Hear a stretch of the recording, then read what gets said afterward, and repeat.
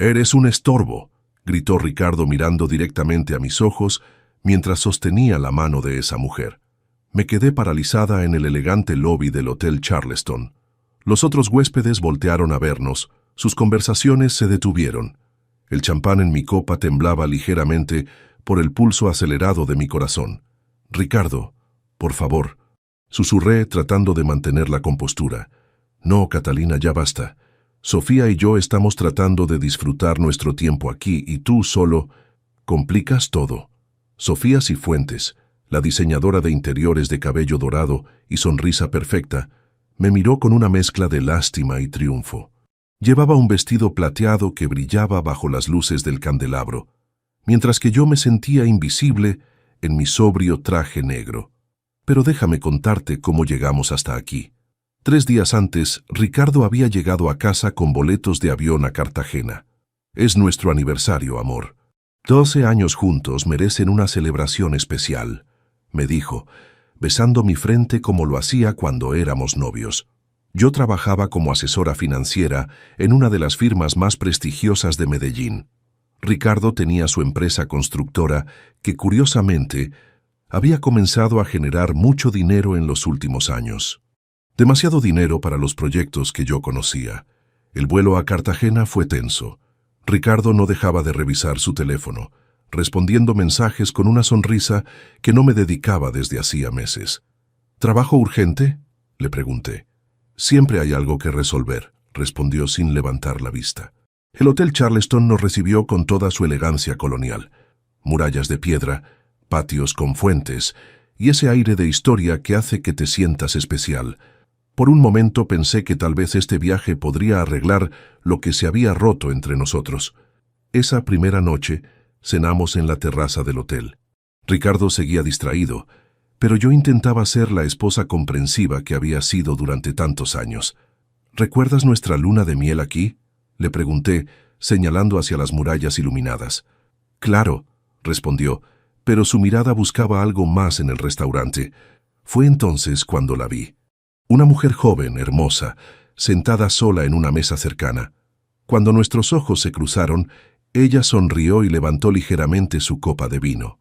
Ricardo siguió mi mirada y se tensó. «¿La conoces?», pregunté. «No, no creo». Pero yo sabía cuando Ricardo mentía. Después de 12 años de matrimonio, reconocía cada uno de sus gestos. Esa noche, cuando Ricardo se duchó, su teléfono vibró sobre la cama. La pantalla se iluminó mostrando un mensaje de Sofía C. con un emoji de corazón. «No puedo esperar a verte esta noche, mi amor». Mi mundo se detuvo. Las piezas comenzaron a encajar. Los viajes de trabajo más frecuentes, las llamadas susurradas, los gastos que no cuadraban en nuestras cuentas. Al día siguiente, fingí una sonrisa durante el desayuno. Ricardo anunció que tenía una reunión de negocios y que regresaría por la tarde. «Disfruta la piscina, amor. Te mereces relajarte», me dijo besando mi mejilla con labios que sabían a traición. Pero yo no me relajé. Los seguí. Los encontré en el bar de la azotea. Ricardo tenía su brazo alrededor de la cintura de Sofía, hablándole al oído mientras ella reía como si fuera la mujer más feliz del mundo. Me escondí detrás de una columna, sintiéndome ridícula pero necesitando escuchar la verdad. «Catalina está volviéndose un obstáculo para mi felicidad», le decía Ricardo a Sofía. «Está tan enfocada en el trabajo y el control que se olvidó de cómo vivir». «¿Y qué vas a hacer?», preguntó Sofía acariciando su mejilla. «Por ahora me es útil. Sus conexiones financieras han sido invaluables para expandir mi negocio». Esas palabras me dolieron más que cualquier declaración de amor que le hubiera hecho a ella. Pero lo que escuché después me heló la sangre. Ricardo se alejó unos pasos para contestar el teléfono, creyendo que Sofía no lo escuchaba. «Sí, ya moví el dinero a las cuentas de las Islas Caimán», susurró. «Catalina no sospecha nada. Su firma en los documentos nos da legitimidad. No, no va a ser problema. Ella confía en mí completamente. Mi esposo no solo me estaba siendo infiel, estaba usando mi reputación profesional y mi acceso a sistemas financieros para algo ilegal». Regresé a nuestra habitación con las piernas temblando. Me senté en la cama y traté de procesar lo que acababa de descubrir. 12 años de matrimonio, 12 años de construir una vida juntos, y todo había sido una mentira. Pero yo era Catalina Restrepo, asesora financiera especializada en detectar fraudes. Y si Ricardo creía que podía usarme y después descartarme, estaba muy equivocado. Esa noche, cuando finalmente regresó a la habitación oliendo al perfume de Sofía, fingí estar dormida. Pero mi mente trabajaba a toda velocidad, calculando, planeando. Al día siguiente, llegamos a la escena del lobby. Ricardo había decidido cortar el viaje, supuestamente por una emergencia de trabajo, pero yo sabía que quería estar a solas con su amante. Y ahí estábamos, frente a todos los huéspedes del hotel, mientras mi esposo me llamaba estorbo. «Tienes razón, Ricardo», dije finalmente con una calma que me sorprendió. «Soy un estorbo para lo que realmente quieren hacer». Me di la vuelta y caminé hacia los elevadores, sintiéndome extrañamente liberada. Mientras las puertas se cerraban, vi la expresión confundida de Ricardo y la sonrisa triunfante de Sofía. No tenían idea de lo que acababa de comenzar. El vuelo de regreso a Medellín fue una tortura silenciosa. Ricardo y yo nos sentamos juntos, pero entre nosotros había un abismo que crecía con cada minuto que pasaba. Él fingía revisar documentos de trabajo mientras yo miraba por la ventanilla, aparentando calma. «Catalina, sobre lo que pasó en el hotel», comenzó a decir cuando el avión despegó. «No hay nada que explicar», lo interrumpí sin voltear a verlo. Todo quedó muy claro. Durante las 2 horas de vuelo, mi mente no paró de funcionar. Recordé conversaciones pasadas, documentos que había firmado sin leer completamente, transferencias que Ricardo me había pedido que autorizara por confianza. Cada recuerdo se sentía como una pieza de un rompecabezas que finalmente comenzaba a tomar forma. Al llegar a Medellín, Ricardo se despidió con un beso en la mejilla que me quemó la piel. «Tengo que pasar por la oficina». «Llegó temprano a casa», me dijo, cargando su maleta. Claro que tenía que ir a la oficina. Probablemente Sofía ya estaba en camino para encontrarse con él. En lugar de ir directamente a casa, manejé hasta mi oficina. Necesitaba estar en mi territorio, donde me sentía fuerte y en control. Llamé a mi asistente Patricia. «Cancela todas mis citas de esta semana. Diles que es una emergencia familiar». «Está todo bien, señora Catalina». «Todo va a estar bien, Patricia, pero necesito unos días para resolver algunos asuntos personales».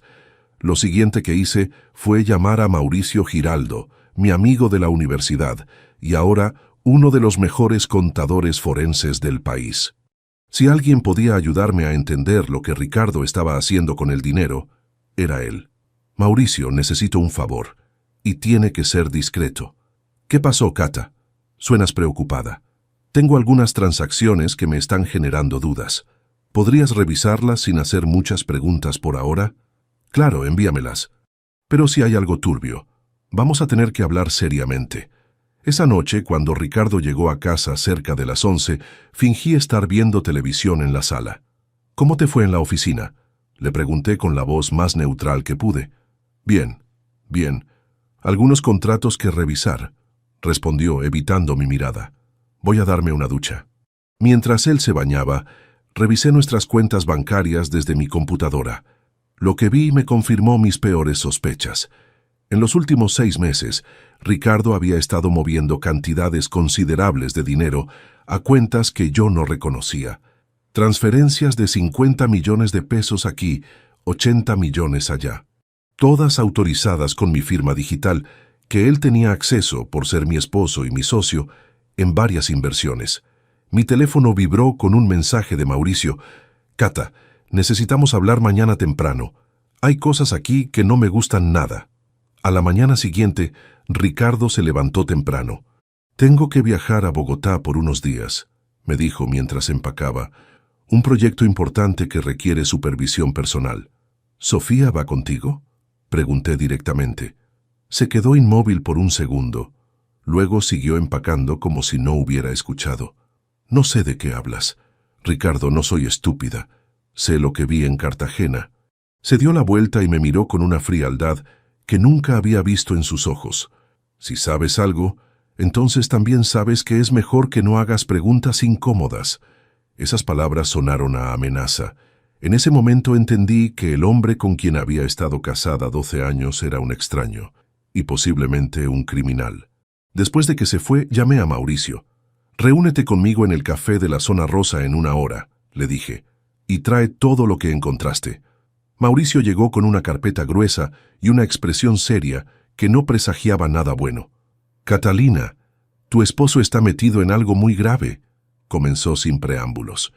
«Las transacciones que me enviaste muestran un patrón clásico de lavado de dinero». Me mostró los documentos. Empresas fantasma, cuentas offshore, transferencias que no tenían justificación comercial real. «Pero lo peor es esto», añadió, señalando varios contratos. «Tu firma está en documentos que autorizan préstamos por más de 1.200 millones de pesos para proyectos que no existen». «¿Qué quieres decir con que no existen?»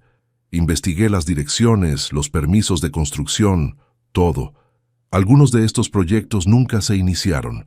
Otros están registrados en terrenos que no le pertenecen a Ricardo. Sentí que el mundo se tambaleaba a mi alrededor. «Mauricio, esto me convierte en cómplice.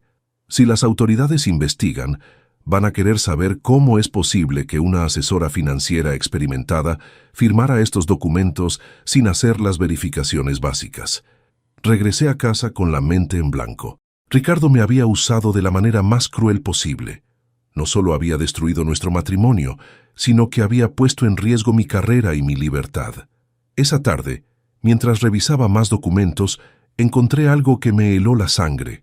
Una póliza de seguro de vida a mi nombre, contratada recientemente, con Ricardo como único beneficiario. El monto, 500 millones de pesos. Ya no se trataba solo de infidelidad o fraude. Ricardo me veía como un problema que eventualmente tendría que resolver. Tomé mi teléfono y marqué el número de Mauricio. «Necesito que me ayudes con algo más. Y esta vez creo que vamos a necesitar involucrar a las autoridades». «¿Qué encontraste?» «Evidencia de que mi esposo no solo me está robando. Creo que está planeando algo mucho peor». La guerra había comenzado, pero Ricardo no sabía que acababa de declarársela a la persona equivocada. Los siguientes días fueron un torbellino de descubrimientos que me hicieron cuestionar cada momento de mi matrimonio. Mauricio y yo nos reuníamos todas las mañanas en su oficina, rodeados de documentos, estados de cuenta y una computadora que parecía escupir evidencia tras evidencia. «Mira esto, Catalina», me dijo Mauricio el tercer día, señalando la pantalla. «Tu esposo ha creado al menos 8 empresas fantasma en los últimos 2 años, todas con tu firma como avalista. Las empresas tenían nombres pomposos: Desarrollos Inmobiliarios del Caribe, Constructora Futuro Dorado, Inversiones Tierra Prometida, todas completamente ficticias. ¿Cómo es posible que yo haya firmado para empresas que no conocía?» «Aquí está el truco». Mauricio me mostró los documentos originales. Estos papeles estaban mezclados con contratos legítimos. Probablemente te los presentó como parte de expansiones normales de su negocio. Recordé vagamente algunas ocasiones en las que Ricardo llegaba a casa con papeleos urgentes que necesitaba que firmara antes de que se vencieran los plazos. Yo, confiando en él completamente, firmaba sin leer cada línea. «Pero hay algo más preocupante», continuó Mauricio. «Estas empresas han recibido inversiones de personas reales, gente que confió en el prestigio de tu nombre para entregar sus ahorros». Me mostró una lista que me revolvió el estómago. Don Alberto Peña, un jubilado de 73 años, había invertido 15 millones de pesos de su pensión. La familia Martínez había puesto los ahorros para la universidad de sus hijos. Una viuda llamada Carmen Rodríguez había confiado la indemnización de su esposo fallecido. «Dios mío, Mauricio, esta gente va a perder todo por mi culpa». «No por tu culpa, Catalina, por la de Ricardo. Pero si no actuamos rápido, las autoridades podrían verte como cómplice». Esa tarde, mientras Ricardo seguía en Bogotá, decidí hacer mi propia investigación de campo. Visité 3 de las direcciones donde supuestamente estaban los proyectos de construcción más grandes. La primera dirección resultó ser un lote baldío con una valla publicitaria que promocionaba «Próximamente, Conjunto Residencial Catalina Gardens», mi propio nombre usado para estafar a las familias que habían confiado en nosotros. La segunda dirección Era un edificio abandonado desde hacía años. La tercera ni siquiera existía. El GPS me llevó a una zona rural donde solo había vacas pastando. Regresé a casa sintiéndome enferma. No solo había sido traicionada como esposa, sino que mi reputación profesional había sido usada para arruinar las vidas de personas inocentes. El teléfono sonó cerca de las 8 de la noche. ¿Cómo está mi esposa favorita? La voz de Ricardo sonaba alegre, casi burlona. ¿Cuándo regresas de Bogotá? Mañana por la noche. Sofía, los arquitectos y yo terminamos de revisar los planos finales. El desliz fue tan obvio que hasta un niño lo habría notado. Ricardo, necesitamos hablar cuando regreses. ¿Sobre qué, amor? ¿Todo bien? Sobre nuestro futuro, sobre muchas cosas. Después de colgar, llamé a Mauricio. Encontré algo más, le dije, y creo que ya sé cuál va a ser mi siguiente paso. ¿Qué encontraste? Que los proyectos no existen, ninguno de ellos. Ricardo está estafando a familias enteras usando mi nombre. Catalina, esto es más serio de lo que pensábamos. Podríamos estar hablando de cargos por estafa agravada y lavado de activos. Lo sé. Por eso necesito tu ayuda para hacer esto bien. ¿Hacer qué?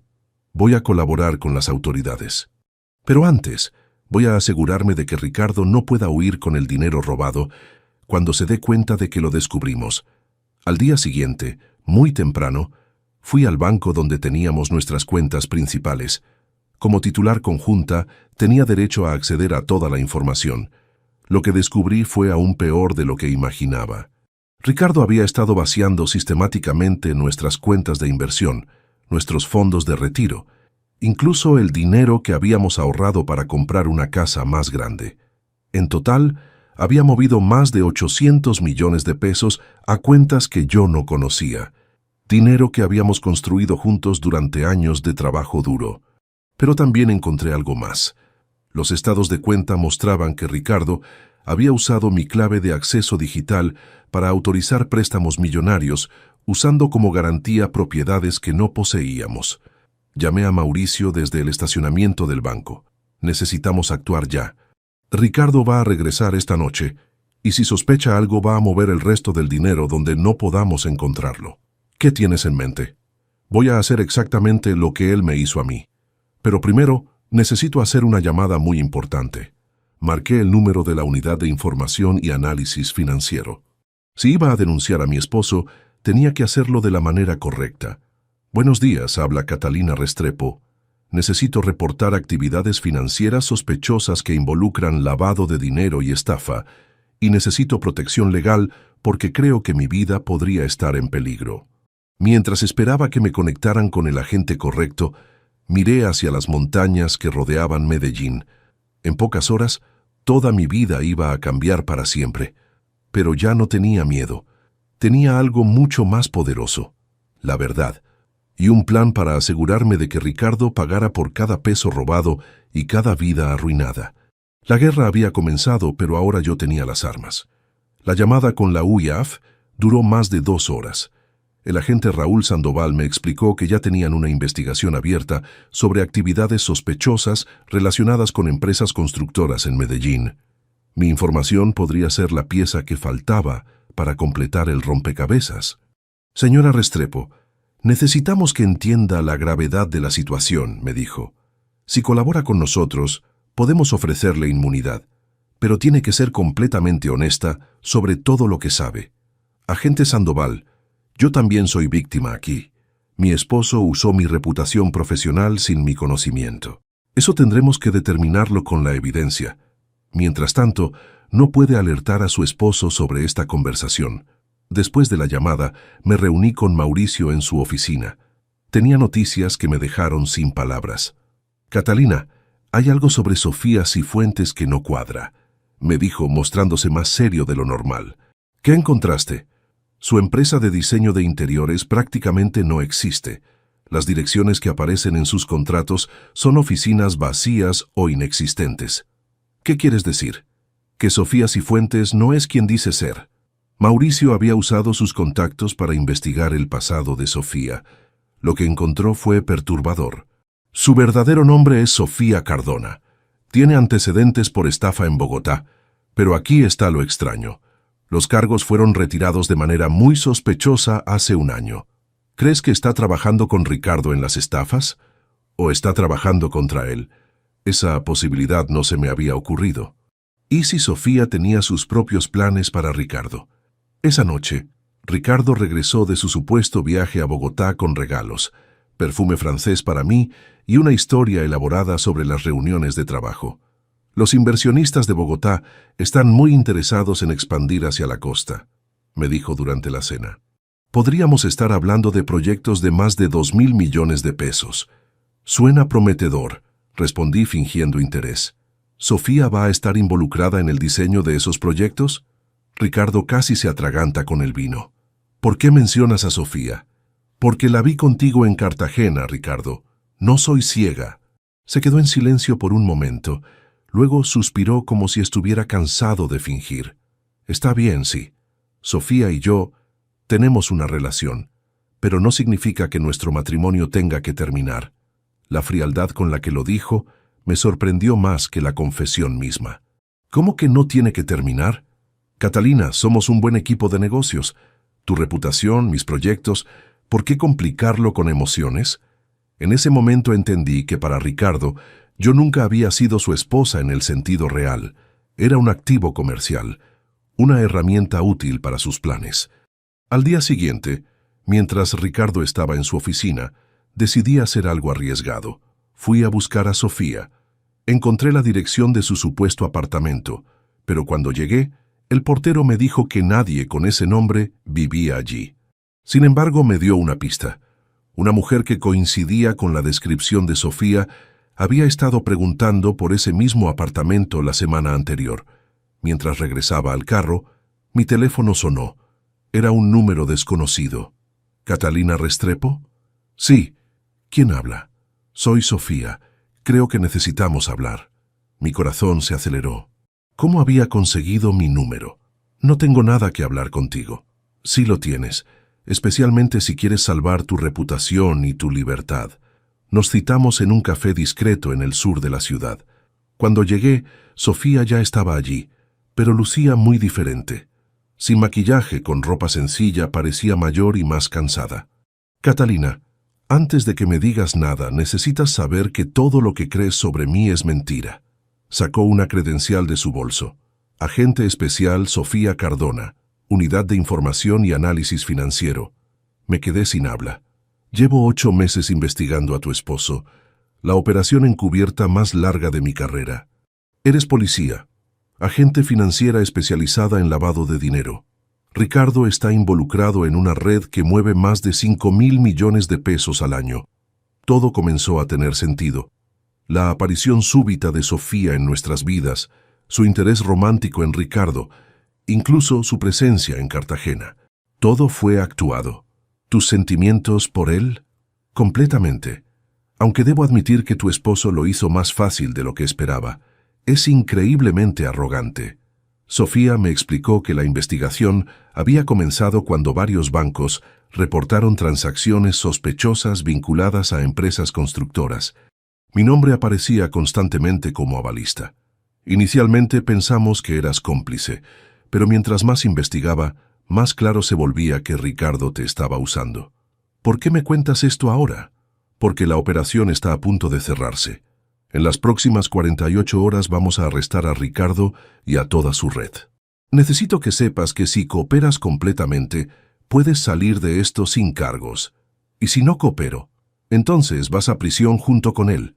La reunión duró 2 horas.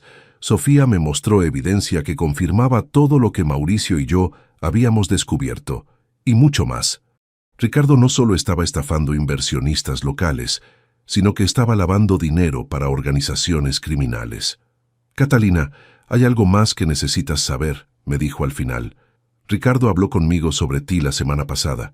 Dijo que te estabas volviendo un problema y que tendría que resolver la situación pronto. ¿Qué significa eso? No estoy segura, pero encontramos que contrató una póliza de seguro de vida muy alta a tu nombre. El miedo me recorrió la espalda. No solo había perdido a mi esposo, había estado viviendo con un hombre peligroso sin saberlo. ¿Qué necesitas que haga? Actúa normal, no cambies tu rutina. En 2 días, Cuando ejecutemos las órdenes de captura, necesitamos que estés lista para testificar sobre todo lo que sabes. Regresé a casa con la mente llena de preguntas. ¿Cuánto tiempo había estado viviendo una mentira? ¿Qué otras sorpresas me esperaban? Pero también me sentía extrañamente aliviada. Finalmente tenía respuestas. Y más importante, tenía un plan para salir de esta pesadilla. Ricardo llegó esa noche con noticias sobre otro gran proyecto que requeriría mi firma en algunos documentos.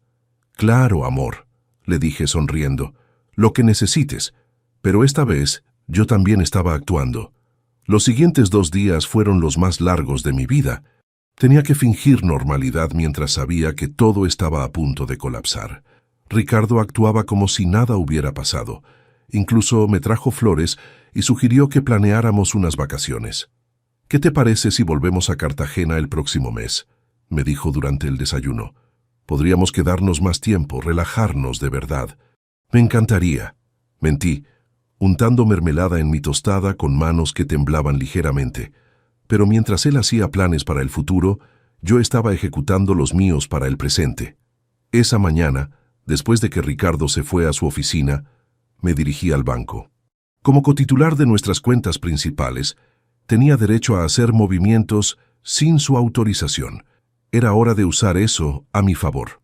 Primero, transferí todo el dinero de nuestras cuentas corrientes y de ahorro a una cuenta nueva que había abierto a mi nombre únicamente. 80 millones de pesos que Ricardo creía seguros bajo su control. Luego llamé a nuestro asesor de inversiones. «Señor Ramírez, necesito liquidar todas nuestras inversiones inmediatamente. Señora Catalina, ¿está segura? Algunas de esas inversiones tienen penalidades por retiro anticipado». «Completamente segura. Es una emergencia familiar». En total, logré recuperar 320 millones de pesos de nuestras inversiones conjuntas, dinero que habíamos ahorrado durante años y que Ricardo había planeado usar para financiar más de sus estafas. Pero no me detuve ahí. Llamé a cada banco donde Ricardo tenía líneas de crédito usando mi nombre como avalista. «Buenos días», habla Catalina Restrepo. «Necesito cancelar inmediatamente mi respaldo en todas las líneas de crédito de mi esposo, Ricardo Sandoval». «Señora, eso podría generar problemas si él tiene saldos pendientes». «Exactamente. Por favor, proceda con la cancelación». Al mediodía, Ricardo ya no tenía acceso a más de 1.000 millones de pesos en créditos que dependían de mi firma. Sus proyectos fantasma se quedarían sin financiamiento de un día para otro. También contacté a nuestro corredor de seguros. «Señor Martínez, necesito cancelar la póliza de vida que se contrató recientemente a mi nombre». «Pero, señora Catalina, ¿su esposo pagó la prima anual completa? Cancélela hoy mismo y envíeme por email la confirmación de cancelación». A las 2 de la tarde, mi teléfono sonó. Era Ricardo. «Catalina, ¿qué demonios está pasando?». Su voz sonaba furiosa. «El banco me llamó diciendo que cancelaste las líneas de crédito. Necesitamos hablar, Ricardo, pero no por teléfono. Voy para la casa ahora mismo». Mientras esperaba, llamé a Mauricio. «Ya está hecho. Ricardo va a descubrir en las próximas horas que no tiene acceso a nada del dinero. Catalina, ten cuidado. Un hombre desesperado puede hacer cosas impredecibles». También recibí un mensaje de Sofía. «Operativo mañana a las 6 a.m. Mantente segura». Ricardo llegó a casa como un huracán. Nunca lo había visto tan alterado. «¿Qué hiciste?», gritó entrando a la sala como una tromba. «¿Tienes idea de los problemas que acabas de crear?». «Sí, tengo idea», respondí con calma. «Estoy deshaciendo 12 años de mentiras». «¿De qué mentiras hablas?». «De las empresas fantasma, de los inversionistas estafados, del dinero lavado, de todo, Ricardo». Su expresión cambió completamente. La máscara de esposo preocupado desapareció, reemplazada por algo frío y calculador. «¿Cuánto sabes?». «Lo suficiente para entender que me usaste como avalista en estafas millonarias. Lo suficiente para saber que arruinarte la vida a familias enteras usando mi nombre». Se sentó pesadamente en el sofá, pasándose las manos por el cabello. «Catalina, tú no entiendes cómo funciona el mundo de los negocios. A veces hay que tomar riesgos». «¿Riesgos? ¿Le dices riesgos a robarle los ahorros de jubilación a don Alberto Peña? ¿Cómo conoces ese nombre?».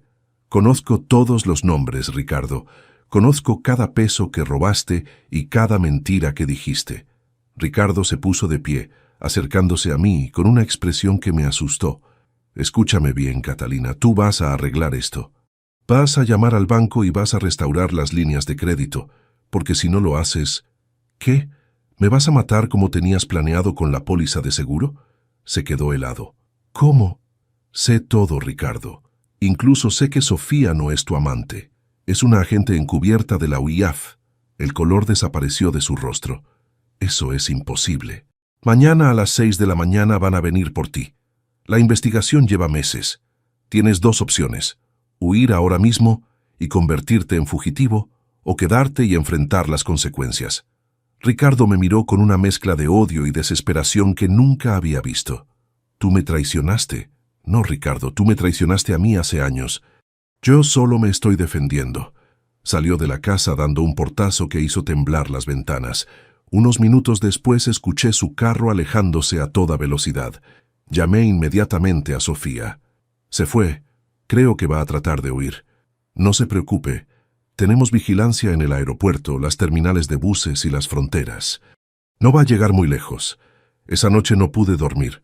Me quedé despierta pensando en las familias que habían perdido sus ahorros, en don Alberto Peña que había confiado en nosotros, en todos los sueños destruidos por la avaricia de mi esposo. A las 5:30 de la mañana escuché sirenas acercándose.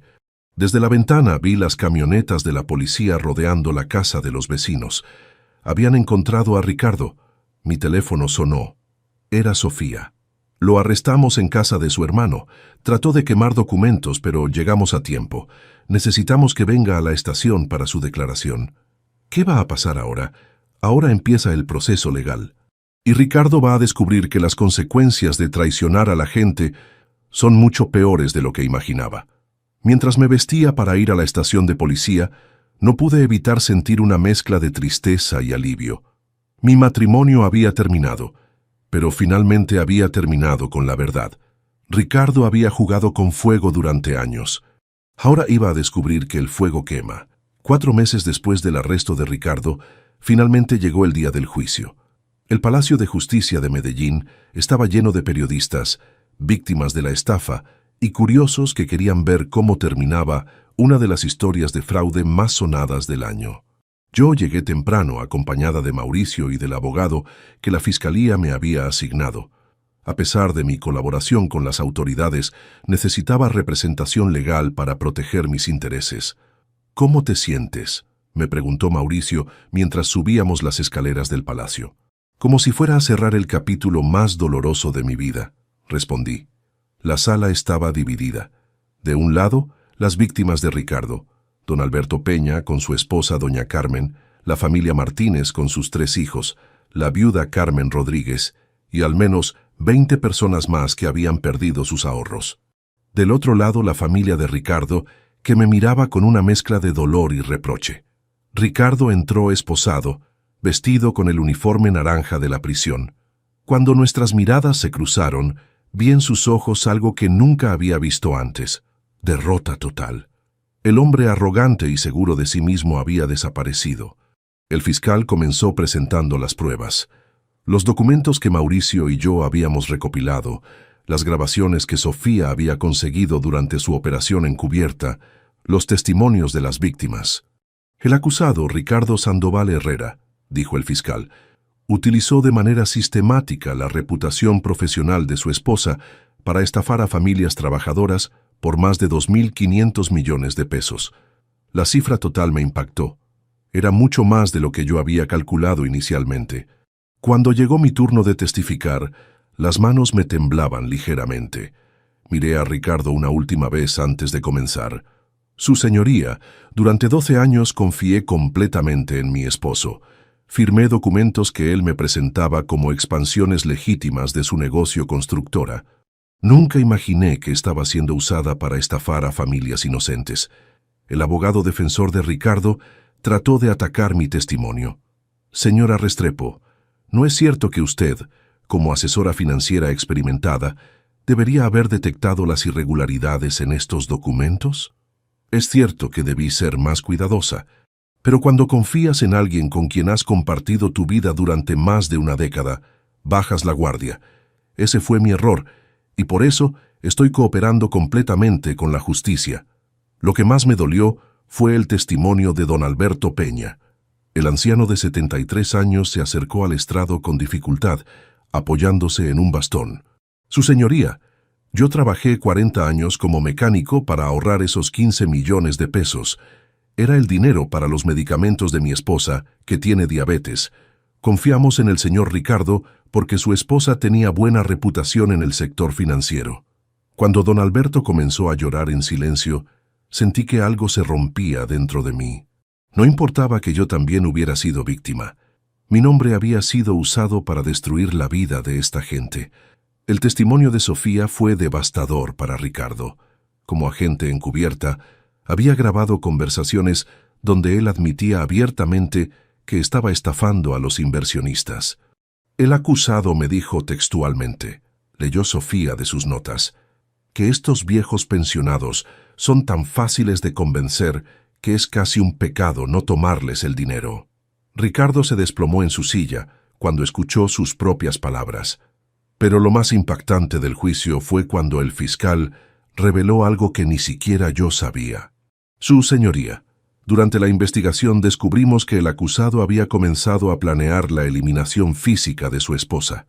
En su computadora encontramos búsquedas sobre venenos no detectables y métodos para simular accidentes domésticos. El silencio en la sala fue absoluto. Miré a Ricardo con horror y él bajó la mirada, incapaz de negarla. Además, continuó el fiscal, encontramos mensajes donde el acusado consultaba con contactos criminales sobre resolver el problema de Catalina de manera permanente. En ese momento, entendí que no solo había escapado de un matrimonio fallido y de problemas legales, había escapado de ser asesinada. El juicio duró 3 días. Al final, el juez leyó el veredicto. El tribunal encuentra culpable a Ricardo Sandoval Herrera de los delitos de estafa agravada, lavado de activos, falsificación de documentos y conspiración para cometer homicidio. Se le condena a 12 años de prisión y al pago de una indemnización de 3.000 millones de pesos a las víctimas. Ricardo no mostró ninguna emoción cuando escuchó la sentencia. Sus abogados anunciaron inmediatamente que apelarían, pero todos sabíamos que las pruebas eran contundentes. Después del juicio, las víctimas se acercaron a mí. Esperaba reproches, pero lo que recibí fue algo inesperado. «Señora Catalina», me dijo doña Carmen, la esposa de don Alberto, «sabemos que usted también fue engañada. Gracias por ayudar a que se hiciera justicia. No todos fueron tan comprensivos». La familia Martínez me miró con frialdad, y Carmen Rodríguez me dijo directamente, «Su nombre estaba en los documentos. Usted también tiene responsabilidad en esto». Tenía razón.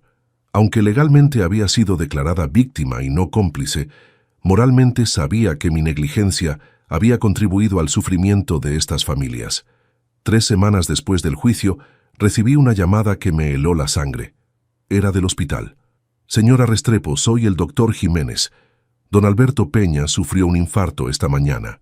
Su familia dice que usted es una persona importante en su caso legal. Está bien.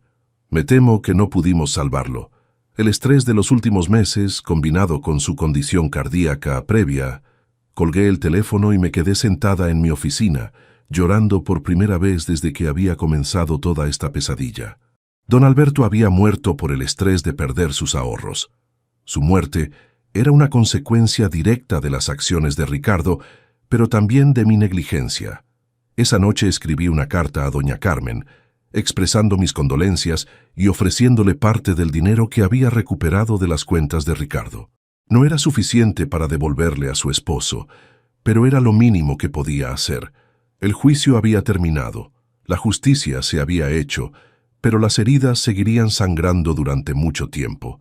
Ricardo pagaría su deuda con la sociedad desde la prisión, pero las familias destruidas tendrían que reconstruir sus vidas desde cero. Y yo tendría que vivir para siempre con la pregunta de si podría haber evitado todo esto siendo más cuidadosa, más desconfiada, menos ingenua. La justicia había triunfado, pero nadie había ganado realmente.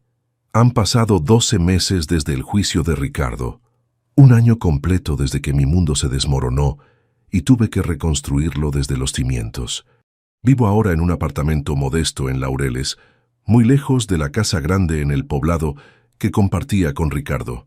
El lugar es pequeño pero luminoso, con una vista a las montañas que me recuerda cada mañana que la vida continúa, incluso después de las tragedias más devastadoras. Mi situación laboral cambió drásticamente. Aunque fui exonerada legalmente, el escándalo marcó mi reputación en el sector financiero de Medellín. La firma donde trabajaba durante 15 años me pidió discretamente que renunciara para proteger la imagen de la empresa. Ahora trabajo en una consultora más pequeña en Envigado, ganando menos de la mitad de lo que recibía antes. Mis nuevos colegas me tratan con una cortesía profesional que oculta mal su desconfianza. En el mundo financiero, una vez que tu nombre se asocia con un escándalo, la sombra te sigue para siempre. Las mañanas son las más difíciles. Es cuando leo las noticias y a veces encuentro actualizaciones sobre las familias afectadas por el fraude de Ricardo. La semana pasada leí que los hijos de la familia Martínez tuvieron que trasladarse a una escuela pública porque sus padres ya no pueden pagar la privada. Carmen Rodríguez perdió su casa y ahora vive con su hermana. Mauricio sigue siendo mi único amigo cercano de antes. Almorzamos una vez por semana, y él nunca me hace sentir juzgada por lo que pasó. No puedes cargar con la culpa de las decisiones de Ricardo, me dice siempre. Tú también fuiste víctima, pero la culpa es un sentimiento complejo. Aunque legalmente soy inocente, sé que mi negligencia contribuyó al sufrimiento de personas inocentes. Esa responsabilidad moral es algo que tendré que cargar el resto de mi vida. Ricardo cumple su condena en La Picota, en Bogotá. Su hermano me contó que mantiene que es inocente, que todo fue un malentendido de negocios. Típico de él, incapaz de aceptar responsabilidad, incluso cuando las pruebas son abrumadoras. Sofía se trasladó a Cali después del juicio. Me escribió una carta hace 6 meses, disculpándose por haber tenido que engañarme durante su operación encubierta. Me explicó que había solicitado el traslado porque ya no podía continuar con trabajos que requerían tanta manipulación emocional. Ver cómo se destruyen las familias, incluso cuando es por una causa justa, me está afectando psicológicamente, escribió. Creo que necesito encontrar una manera diferente de contribuir a la justicia. El dinero que recuperé de las cuentas de Ricardo se dividió entre las víctimas, pero no alcanzó ni para cubrir el 30% de sus pérdidas. El resto del dinero robado desapareció en las cuentas offshore que Ricardo había creado, y los bancos internacionales han puesto trabas burocráticas que podrían durar años. La distribución del dinero generó más conflictos. Algunas víctimas pensaban que yo debería haber contribuido con mis propios ahorros. Otras entendían que yo también había perdido todo. Las divisiones crearon tensiones que complicaron aún más la recuperación emocional de todos los involucrados. Hace 3 meses recibí la carta que más me ha marcado desde que comenzó esta pesadilla. Era de doña Carmen, la viuda de don Alberto Peña. Estimada Catalina, comenzaba. Sé que usted también perdió mucho en todo esto. Perdió su matrimonio, su reputación, su estabilidad económica. Pero yo perdí a mi esposo de 50 años, y esa pérdida no tiene precio ni reparación posible. La carta continuaba. No la culpo completamente, porque entiendo que usted también fue engañada, pero necesito hacerle una pregunta que me quita el sueño. ¿Cómo vamos a reconstruir la confianza cuando incluso las personas que supuestamente nos ayudan a manejar nuestro dinero no pueden ser confiables? Esa pregunta me persigue. No tengo respuesta para doña Carmen y esa impotencia es lo más difícil de soportar. Algunas noches, cuando el apartamento está muy silencioso, pienso en todas las decisiones que me trajeron hasta aquí. ¿Debí haber sido más suspicaz con Ricardo desde el principio? ¿Debí haber revisado cada documento antes de firmarlo? ¿Debí haber cuestionado más su súbito éxito financiero? Pero también reconozco que nadie puede vivir en constante desconfianza, especialmente hacia la persona con quien compartes tu vida. El matrimonio requiere confianza, y esa confianza fue mi fortaleza y mi debilidad al mismo tiempo. He comenzado terapia psicológica. La doctora Mendoza me ayuda a procesar la culpa y a encontrar maneras de reconstruir mi autoestima. No puedes cambiar el pasado, me dice, pero puedes decidir cómo vas a vivir con las lecciones que aprendiste. A veces me pregunto si Ricardo alguna vez siente remordimiento por don Alberto, por las familias destruidas, por la traición hacia mí, pero conozco la respuesta. Los narcisistas como él son incapaces de genuino arrepentimiento. Solo lamentan haber sido atrapados. El sistema de justicia funcionó en nuestro caso. Ricardo fue condenado. Las pruebas fueron contundentes. El proceso fue transparente. Pero la justicia legal no repara todos los daños. No puede devolver a don Alberto a la vida. No puede restaurar la confianza perdida. No puede borrar las cicatrices emocionales que llevamos todos los afectados. Esta mañana, mientras tomaba café y miraba las montañas, recibí un mensaje de una mujer joven que había leído sobre nuestro caso en los periódicos. Su esposo está exhibiendo comportamientos financieros sospechosos y ella quería consejos sobre cómo investigar sin alertarlo. Le respondí con todo lo que hubiera querido saber hace 2 años. Cómo revisar las cuentas, qué documentos solicitar, cuáles son las señales de alarma. Tal vez mi experiencia pueda evitar que otra familia pase por lo mismo. Esa pequeña acción me dio algo que no había sentido en meses. Propósito. Quizás esa sea mi manera de encontrar redención, usar mi dolor para proteger a otros. No sé si algún día podré perdonarme completamente por mi papel en esta tragedia. No sé si doña Carmen algún día encontrará paz después de perder a don Alberto. No sé si las familias afectadas lograrán recuperarse económicamente. Lo que sí sé es que la vida continúa, imperfecta y compleja, llena de consecuencias que se extienden mucho más allá de nuestras intenciones originales. El precio de la verdad fue alto para todos nosotros, pero era un precio que teníamos que pagar. Cada mañana elijo levantarme y enfrentar un nuevo día, cargando con mis errores, pero también con la esperanza de que, de alguna manera, pueda contribuir a evitar que otros pasen por el mismo sufrimiento. Porque al final, eso es lo único que podemos hacer: aprender de nuestros errores, aceptar las consecuencias de nuestras acciones y tratar de ser mejores personas con el tiempo que nos queda. La justicia se hizo, pero la sanación es un proceso que durará toda la vida.